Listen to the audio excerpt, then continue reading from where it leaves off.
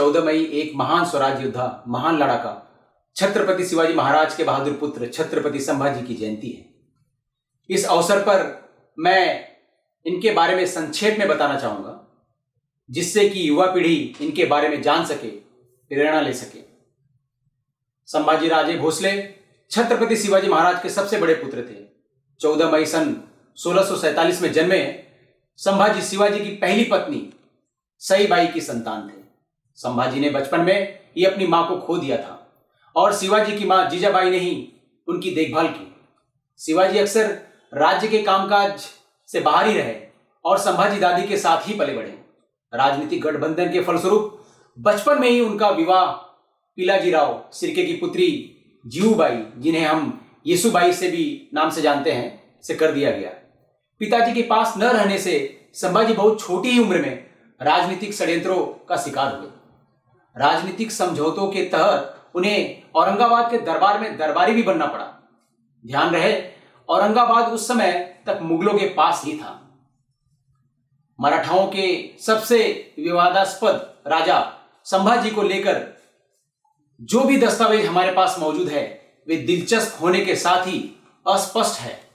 हकीकत क्या है, इस पर कुछ साफ कह पाना बहुत मुश्किल है।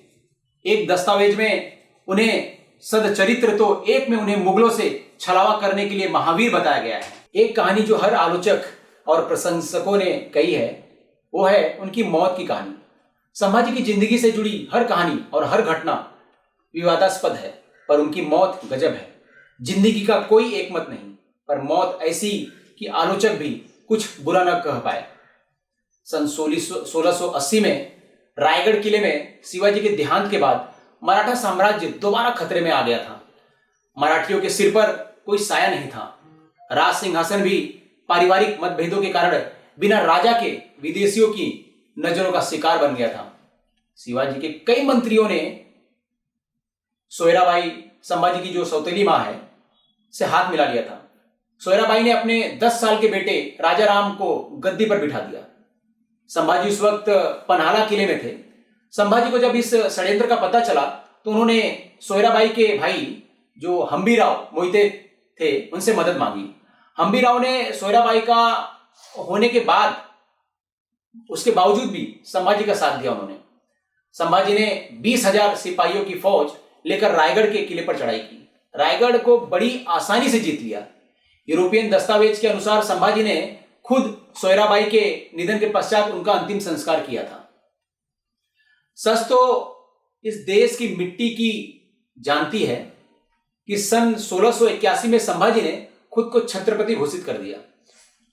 औरंगजेब के बेटे शहजादे अकबर ने अपने पिता के खिलाफ विद्रोह कर दिया था। अकबर ने संभाजी से सहायता मांगी थी और उन्होंने अकबर को अपने यहां पनाह दी थी। संभाजी ने मुगलों पर कई हमले किए, कुछ में उनको जीत मिली तो छिटपुट असफलता भी हाथ लगी। शिवाजी के बेहद करीबी थे उज्जैन के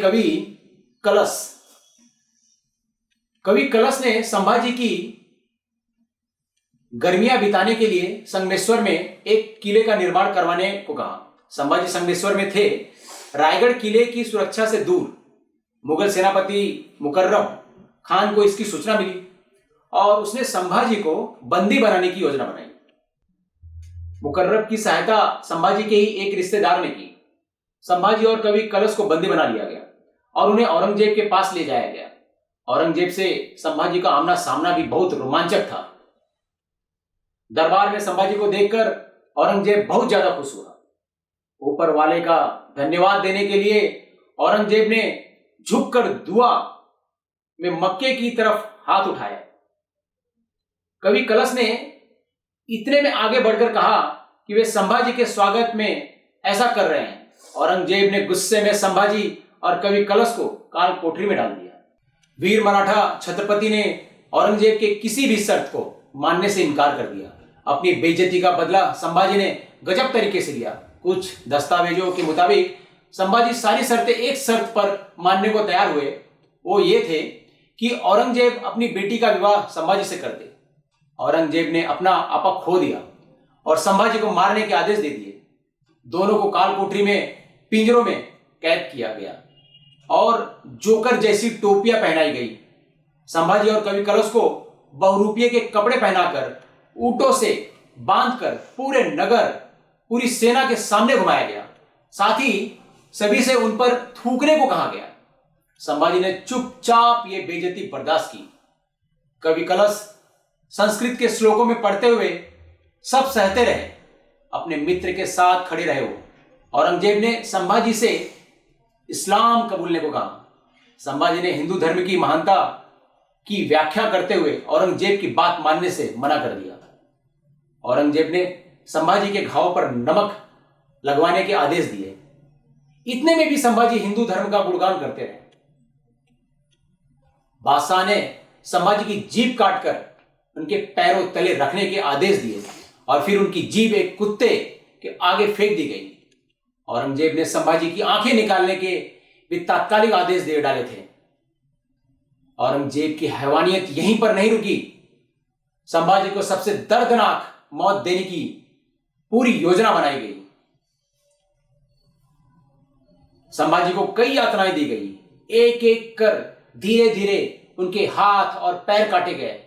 फिर उन्हें उसी अवस्था में छोड़ दिया गया। कुछ दिन बाद भी संभाजी में जान बाकी थी। तब संभाजी का सिर काटकर किले पर टांग दिया गया। कुछ मराठाओं ने संभाजी के शरीर को सिलकर उनका अंतिम संस्कार भीमा नदी के तट पर किया। संभाजी के मित्र कवि कलश को उन्हीं के जैसी दर्दनाक मौत दी गई। वीर संभाजी का एक ही सपना था, स्वराज की स्थापना। यह सपना पूरा तो नहीं हो सका, पर संभाजी की शहादत के बाद सारे मराठी एक हो गए और साथ मिलकर मुगलों के खिलाफ लड़ते रहे। धीरे धीरे मराठा साम्राज्य समृद्ध एवं मजबूत होता गया। संभाजी के बारे में, उनकी वीरता के बारे में कहने के लिए बहुत कुछ है जो एक वीडियो में संभव नहीं है। मैं महान मराठा हिंदू सम्राट संभाजी को हृदय की गहराइयों से नमन करता हूं। मैं जय हिंद, वंदे मातरम।